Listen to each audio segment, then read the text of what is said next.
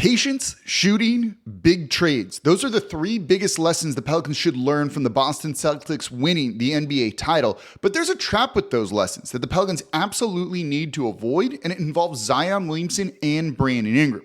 I'll explain in the Wednesday episode of Locked On Pelicans. Let's go.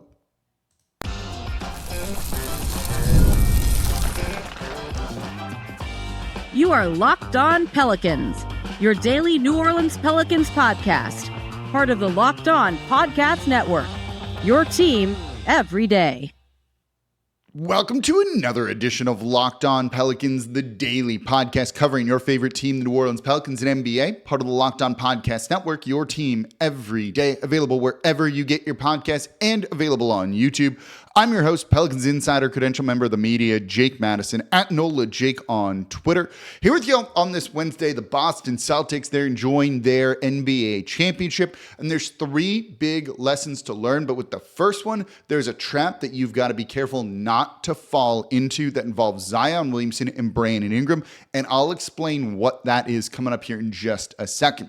Today's episode of Locked On Pelicans is brought to you by FanDuel. Make every moment more. Right now, new customers get $200 in bonus bets with any winning $5 bet. That's $200 in bonus bets with any winning $5 bet. Visit FanDuel.com/LockedOn to get started. And of course, thank you for making Locked On Pelicans your first listen today and every day. We're here Monday through Friday, the number one Pelicans podcast covering everything you want to know about this Pelicans team. So please subscribe wherever you get your podcast. Join over 10,000 Pelicans fans on YouTube as well and become an everyday. That means you listen Monday through Friday. It's deep in the offseason. We haven't taken a break at all. We won't through the draft, through free agency, maybe even not at all this offseason. I'm enjoying doing the show, so we might just keep it going 5 days a week, which means I'll have a lot of time for your questions and turning those into shows too. So let me know in the comments down below what you want to hear. I've seen a lot of people ask about Carlo Makovich, EJ Liddell. We'll give you updates on them a little bit more in the future. But let's start with the Boston Celtics and the first lesson that I think you could learn from this team, and that's patience. It took basically 8 years for this Boston Celtics team to win this title. The past couple of years, there have been a lot of calls for the Celtics to break up Jason Tatum, Jaylen Brown, but they stuck with it, believed in their vision, and now they're NBA champions. The parallel here is obvious, right, for the Pelicans. Keeping Zion Williamson and Brandon Ingram. Don't trade one of them away. But there's something to be said for that. When you look at recent breakthrough teams, the Nuggets, they stuck with it despite things not being working or just having a lot of adversity. Malone, the head coach of the Nuggets, was on the hot seat. He missed playoffs the first 3 years there. You put the right role players around your core guys and look at what happens. Put the right role players around Zion Williamson and Brandon Ingram and see what happens. This team has dealt with injuries. They're seemingly improving in that regard. If they can be healthy, what could Zion and Ingram look like in the postseason? There's something to be said for just sticking with it, trying to complete your vision. And David Griffin did hint at some of that this offseason.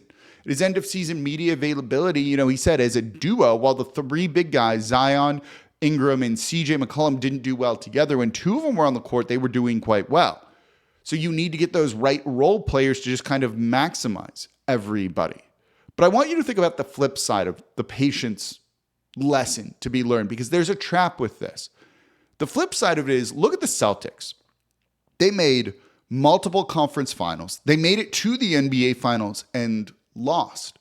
That was a team that was showing far more promise than a team like the New Orleans Pelicans have, with 2 playoff wins in the past 4 years to their name, or 3 years, whatever it is. Basically no team success here. And for all those teams that broke through, like the Celtics, like the Nuggets, how many teams didn't? Go back, to the early 2000s, the Kings and the Lakers. The Lakers winning titles, playing the Kings in the playoffs, the conference championships, and the Kings trying to break through, and they never did. And because they then kept trying to compete, instead of moving on from some of their guys, they went through a long rebuild. Until last season, they hadn't made the playoffs since before the iPhone existed. Think about that one here. Look at the Indiana Pacers. They never got past the Miami Heat with Paul George, with Roy Hibbert when he was really good, and some of the other really good players that they had there. Look at Houston, never getting past the Golden State Warriors, and they had to go through 3, 4, 5 years of real bad team building to just get back to kind of being respectable again. And they got a little bit lucky with some of the trades.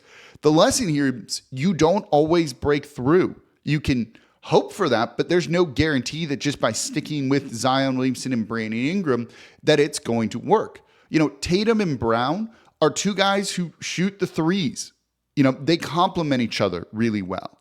They're both two-way players, guys that you look at and go, oh, okay, if we surround them with high-level, role players, which you want to do on every team, that maybe does something. They defend, so we can be an elite defensive team, which the Celtics have been for a while. They're good offensive players that shoot the three and drive the ball, so you can build a team identity around a lot of that. Do Zion and BI actually fit? Do they coexist in the way that you want? Patience can be a good thing, yes. And I think the Pelicans have erred on the side of patience. There have been calls to trade Zion, calls to trade Brandon Ingram, and they've explored all of that prior to this offseason and decided against it. And again, David Griffin talked about this at his end-of-season media availability, saying, we've erred on the side of continuity before. What has that gotten us? I think we finally got to see the team this year, and it just wasn't what we hoped, even kind of at their best. And that's why he said it's not a summer for complacency. The Boston Celtics truly, truly believed in Jason Tatum and Jaylen Brown. These are guys that were making all NBA teams regularly, all-star games regularly. That is not the case for Zion Williamson and not the case for Brandon Ingram either. So when you look at it like that, you don't want to take the wrong lesson away from this one. Patience can be important. I agree with that. But is that the lesson to actually be learned here? Or was the lesson this team isn't good enough and this pairing isn't good enough in a hyper-competitive Western Conference? So let me phrase this again. Do Zion Williamson and Brandon Ingram complement each other? Or is the lack of shooting, three-point shooting from both of them, a big problem? Let's let that question linger because shooting is the next lesson to be learned.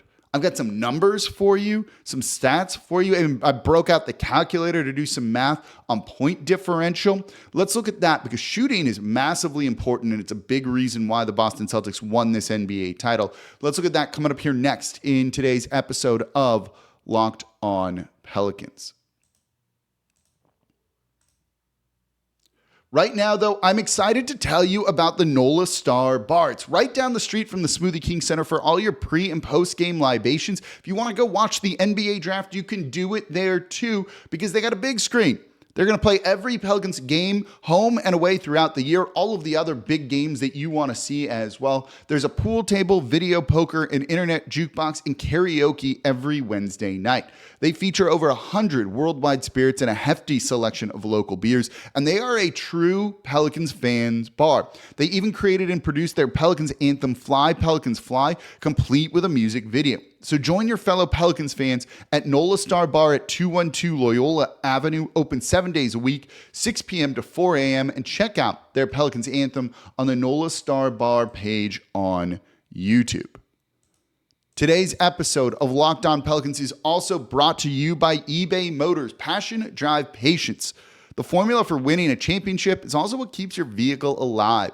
eBay Motors has everything you need to maintain your vehicle and level it up to peak performance. I get all of my parts there. This is exactly what I use because I work on the old Corvette that I'm fixing up. It keeps my Jeep running when I want to just upgrade the Jeep to make it cooler. That's where I get the parts from. So whether it's speed, power, style, eBay Motors has you covered. And with over 122 million parts for your vehicle, you'll always find exactly what you're looking for. And one of my favorite parts is the eBay Guaranteed Fit.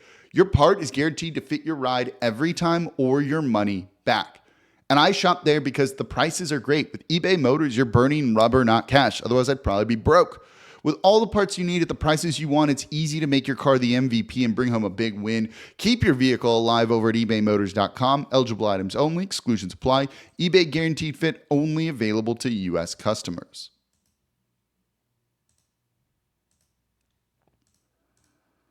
And thank you for making Locked On Pelicans your first listen today and every day. We're here Monday through Friday, the number one Pelicans podcast, covering everything you want to know about this Pelicans team. So please subscribe wherever you get your podcast. Join over 10,000 Pelicans fans on YouTube as well. Want to make sense of the black and gold, the Saints? The Locked On Saints podcast hosted by Ross Jackson is going to break down everything you want to know this offseason. Derek Carr maybe going to be good. I'm coming around on this a little bit. Go make Locked On Saints part of the Locked On Podcast Network, your team every day, your second listen today.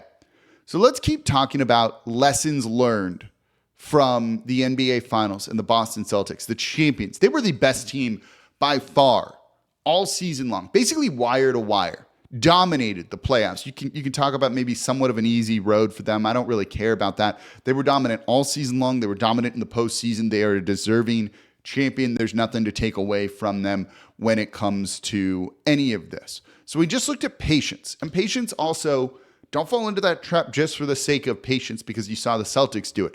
I don't know if that actually applies to the New Orleans Pelicans here. One thing that definitely does apply, and it probably applies to everybody, is three-point shooting, and something that the Celtics did an absolute ton of this season. The Boston Celtics were the best three-point shooting team in the league pretty much by far. They were number one in attempts per game, 42.5. They shot the ball extremely well. They were second in terms of three-point percentage at 38.8%, 39% on 42.1 attempts per game. By comparison, the Pelicans, who were a good three-point shooting team, 38.3%, 0.06 off, right? Or 0.6 off from the Boston Celtics number, but they took just 32.6 three-point attempts per game, basically 10 less than the Boston Celtics. That was good for 24th in the league. So the Pelicans, despite how it feels, were a good team last season. But they didn't shoot the three enough, and it hurt them. You know, the Boston Celtics took more three-pointers than any NBA champion in history. Think about that when you factor in the Golden State Warriors. 47.1% of their shots came from three-point range in the regular season. That's a pretty incredible number to look at when you're trying to kind of plan your team out and what you're going to live and die by, but they were a good three-point shooting team. And now that they've won the title, that's a way that you can win. Now, the Pelicans aren't ever going to really hit that number, partially because they play five out, basically five guys on the perimeter that can all bomb threes. With Zion Williamson, you're never going to get that. Zion is elite at the rim. He's not a good three-point shooter. You don't want him being a three-point shooter. You want him doing what he's best at. Add in a little bit of a mid-range game and we'll be okay here. But I want to look at the Pelicans in terms of three-point differential and how this hurt them. The lesson here is take more threes. Invest in shooters. Play your shooters, like Jordan Hawkins as well. Now, this isn't a direct comparison. Everyone on the Celtics could basically defend. Hawkins is not a good defender yet, but you need more shooting. The Pelicans were 28th in terms of three-point attempts differential. Basically, that is to say teams over the 82-game regular season averaged 6.1 more attempts from three than the Pelicans did. That's not makes, that's not percentage or anything like that. It's just pure three-point attempts. Teams took 6 more three-point attempts per game than the New Orleans Pelicans. When you look at the opponent three-point percentage, the Pels did a very good job, actually, of defending the three-point line. They've done that for a couple of seasons now. They were second best. 35% is what opponents shot from three this year. The problem was they took more attempts than you would have liked. 38.7, again, compared to 32.6, 6.1.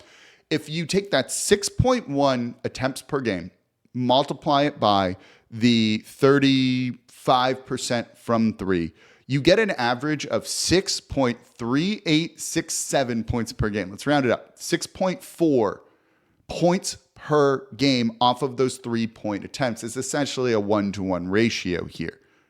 So that is teams outscoring the Pelicans from three by around 6.5 points per game.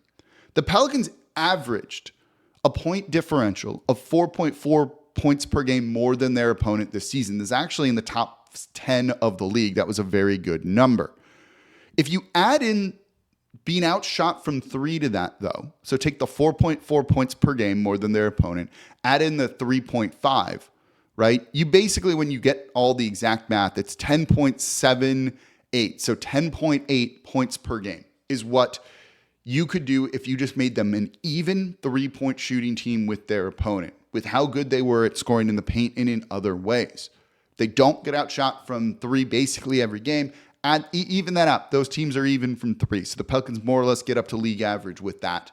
That's a differential per game of 10.8 over an 82-game season. That would have been second best in the league this year. And it's actually close to the Celtics number, which was dominant this season, of a bit over 11 per game. How many more wins does that add to the Pelicans' 49 win total this year? How many wins does that give you?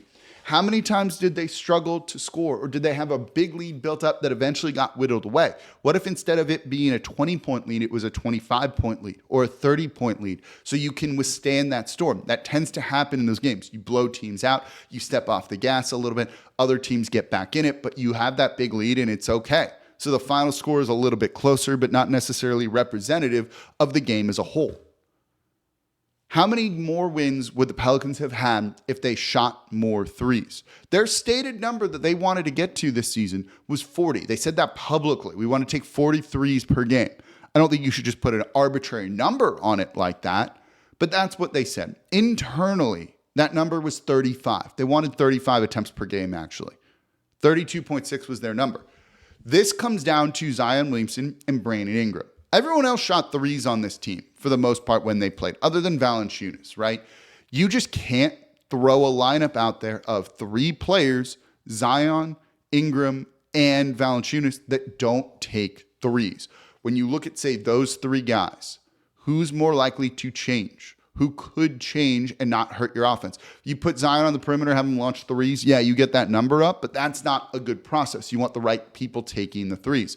It's Brandon Ingram. That has been the biggest issue we've had with him and why he's potentially on the trade market, right? This is a guy who's seen his 3-point attempts go down from 6.2 to 3.8 this season. They need more 3-point shooting. It's as simple as that. You can keep these 2 players, Zion Williamson and Brandon Ingram, if Ingram is willing to change his shot profile. You can. It'll be fine. I would support it. We'll talk about that more this week. But if he's not going to, it doesn't work. It's not the same as just having patience with Jaylen Brown and Jason Tatum. You need guys that are going to complement each other. And right now, Zion Williamson and Ingram haven't proven it. And that kind of leaves Ingram, fair or not fair, as the odd man out. Now, I think you can keep them. Again, we'll talk about that more later in the week here. But that's got to change. To his credit, I think you're seeing some self-awareness from Ingram and his end-of-season media availability. But they wanted him to shoot more threes this year, and he didn't. And if he's just not going to change that, this pairing, you can have all the patience you want. You're not going to make a conference finals. You're not going to make an NBA finals. You're not going to win a title. We just saw it from the Boston Celtics. Your shot selection needs to be smart. That's how you run away with the league. They did. They were really good. It makes it easier to defend as well. 3-point shooting. Outscored from 3 by over 6 points per game. Can you get that down to 0 even? We're not asking for positive there. Just neutral. That's a really big deal for New Orleans. That's going to make it easier for Zion to score. That's going to put more pressure on opponents' defenses. That's how you end up with an elite offense, which then, if you're a longtime listener or really just even started this season, offense and defense are interconnected, as I have said for a very long time. Score, get back, get set, force a turnover, get out and run. That's what this team likes to do. Making your 3-point shots, taking those as opposed to mid-range shots that aren't as good will go a long way towards doing that. I don't want to say it's that simple. And it's not a direct comparison of just shoot more threes. There's more to it than just that. But when we're looking at the Boston Celtics, they took more 3-pointers than any champion in NBA history. That says something. Almost 50% of their shots were from 3. And they won. Won it running away, dominating teams. Something to be said for that. So coming up next, big-time trades. Kristaps Porzingis was the key for one of the keys for the Boston Celtics. One, could he be available and could the Pelicans go and get him actually? But it also speaks to being aggressive and making tough decisions. And that's something that maybe the Pelicans need to look at. That's coming up here next in today's episode of Locked On Pelicans. Today's episode of Locked On Pelicans is brought to you by FanDuel. Summertime means baseball now that the NBA Finals are done too, and more, and you can bet it all on FanDuel. Right now, new customers get $200 in bonus bets with any winning $5 bet. It's $200 you can use to bet on everything you want. You want to get in on the draft and which player is going to go number one overall? Do you want to get in on baseball? All of the home runs. Who's going to hit one out of the park? Visit FanDuel.com/lockedon and add a big win to your summer bucket list. Again, that's $200 in bonus bets with any winning $5 bet. All you have to do is put $5 down. You win, you get $200 in bonus bets. FanDuel.com/lockedon. FanDuel, America's #1 sportsbook and the official sportsbook of Locked On. And thank you for making Locked On Pelicans your first listen today and every day. We're here Monday through Friday, the #1 Pelicans podcast, covering everything you want to know about this Pelicans team. For your second listen, you watching Fox Sports, ESPN on your TV all day long? You watching something else where they're not talking sports and just yelling? Do you have to turn down the volume? Or are they just not talking about what you want to hear? Make the switch to Locked On Sports today, a free 24/7 sports streaming channel programmed for you every single day. Someone literally picks the shows that go on there to bring you the biggest stories without all the yelling. Locked On Sports Today brings you can't-miss analysis, opinions, and news, streaming 24/7 on YouTube with a free Amazon Fire TV channels app, part of the Locked On Podcast Network, your team every day. And of course, become an everydayer to Locked On Pelicans. That means you listen Monday through Friday. So one of the other things that won the Celtics the title is they were not complacent. David Griffin said this is not a summer of complacency for the Pelicans either. You know, this offseason, they went out and added Jrue Holiday, trading future first-round picks for him. They made a significant trade to bring in Kristaps Porzingis in something that was really surprising. They sent out Marcus Smart, the guy who kind of built their culture, right? Like he was the culture setter.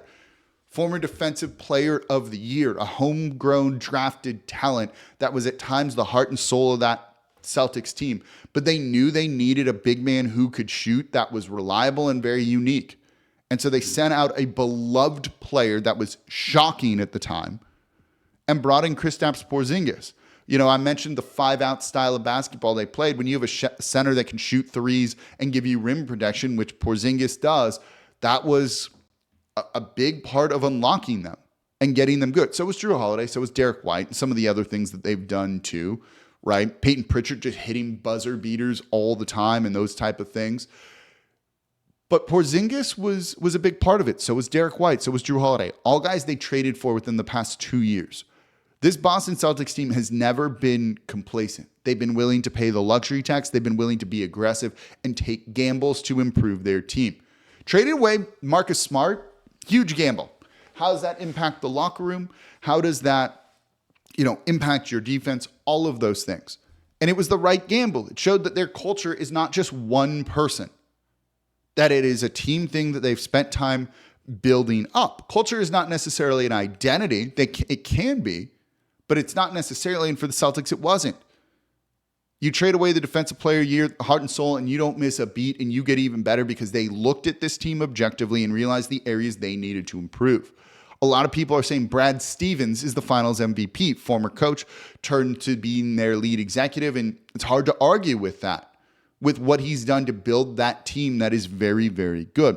They've also made smart moves in extending their guys, giving Porzingis an extension, Jrue Holiday an extension. Derek White's about to probably get an extension too. But eventually they will need to blow that team up a little bit. This is the results of the new collective bargaining agreement, the CBA. There's different levels to it. Maybe we'll do a show on this if y'all want, where we talk about, the soft cap, the hard cap, the luxury tax, the first apron, the second apron. And Boston is going to be pushing the second apron with this, which limits their team building ability. So eventually they're going to need to trade some of these guys. The clock has started ticking on them the second they won this title. They're about to hand Jason Tatum the biggest contract in NBA history. And when you looked at them in games 4 and 5, Porzingis didn't play in 4. 5, he looked like the worst player on the court for them. He was being targeted. He's hurt, so there's part of that. But that also then means maybe the Pelicans need to look at some of these options too. Do you trade away a beloved player? And I'm not saying who that is. I'm not saying they should necessarily, to go get the guy that kind of unlocks your team, just like the Boston Celtics did. Shoot, Porzingis would be perfect on the New Orleans Pelicans. I was talking about trading for him last offseason here on Locked On Pelicans. If you're an everydayer, he would have been great next to Zion Williamson. If you see a player like that, go and get him and pay.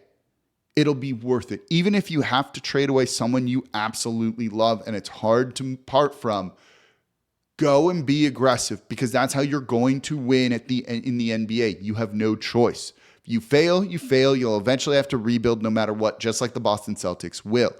I'm not saying trade Herb Jones, Trey Murphy, or any of the other players here, but I think at this point you've learned no one should be untouchable for the most part if the right offer comes along. Not proactively saying trade those people, but if a deal comes along and you have the opportunity to trade future first-round picks, to trade away guys like Jordan Hawkins, Dyson Daniels, whatever it might be, go and improve and compete. That's what we want to see here in New Orleans. That's what this team is in position and kind of built to be able to do. And the Boston Celtics proved you have to be aggressive. Yes, there's patience around your core guys, but don't have patience everywhere else if things aren't working. Have a vision, have a plan, know what to do. Brad Stevens was obsessed with playing 5-out basketball. They needed a center that could really, truly let you do that while giving you defense. There's Al Horford, but he's been in the league for 17 years. You can see his age on him as he played. Still good. I'm happy he won a title, but you could see his just kind of aging. Go and get the players that are going to make you better. You can keep Ingram, you can keep Zion, but go and get the center that you need. The Cavaliers don't want to trade Jared Allen. Make him an offer they can't refuse. Does that include Trey Murphy, Herb Jones? Maybe, but if that's the player that unlocks things, and I don't think Allen is, go and get that player, even if it's tough. Because that's how, if you want to try and win a title, is what you're going to do. You want to be the 8th seed every year, barely avoid the play-in tournament every year, keep doing what you're doing. You can do that. That's patience. You can do that with this team, but if you want to win a title, if you want to be an upper echelon team, you need to be aggressive. I've been saying for a year or two now, it's time for the Pelicans to go all in. They don't pay the luxury tax this year. Trust me, you're going to hear me ripping the team, and it would be deserved. The offseason is just now, today, getting started. This is when we start to think about a lot of that and expect to see some movement. I think the Ingram situation will take a little bit of a while to get resolved, as I talked about recently on Locked On Pelicans, I think on Monday. But be aggressive. Go and improve the team. Do you agree? Do you disagree? Do you want patience? Do you not want patience? Let me know in the comments down below. And that's going to do it for this episode of Locked On Pelicans. Thank you all so much for listening. As always, I'm your host, Jake Madison, at NOLA Jake on Twitter, and I'll be back with you all tomorrow.